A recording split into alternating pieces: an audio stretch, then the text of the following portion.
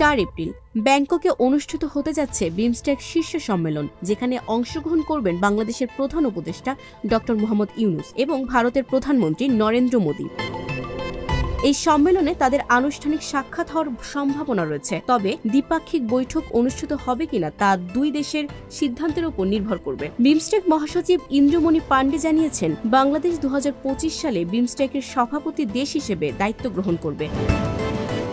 গত বছর থাইল্যান্ডের অভ্যন্তরীণ রাজনৈতিক অস্থিরতার কারণে সম্মেলনটি স্থগিত হয়ে যায়, যেখানে ডক্টর ইউনূসের প্রথম বিদেশ সফর হওয়ার কথা ছিল। এরপর জাতিসংঘ সাধারণ অধিবেশনের ফাঁকে ডক্টর ইউনূস ও মোদির বৈঠক হওয়ার সম্ভাবনা তৈরি হলেও একই সময়ে নিউ ইয়র্কে উপস্থিত না থাকায় তা সম্ভব হয়নি। এবার 4 এপ্রিলের সম্মেলনটি হবে দক্ষিণ ও দক্ষিণ পশ্চিম এশিয়ার দেশগুলোর জন্য একটি গুরুত্বপূর্ণ মুহূর্ত, যেখানে আঞ্চলিক সহযোগিতা ও সম্পর্কের নতুন দিক উন্মোচনের জন্য গুরুত্বপূর্ণ আলোচনা হবে। ডক্টর ইউনূস ও মোদির সম্ভাব্য সাক্ষাৎ এই সম্মেলনের বিশেষ আকর্ষণ হয়ে উঠতে পারে।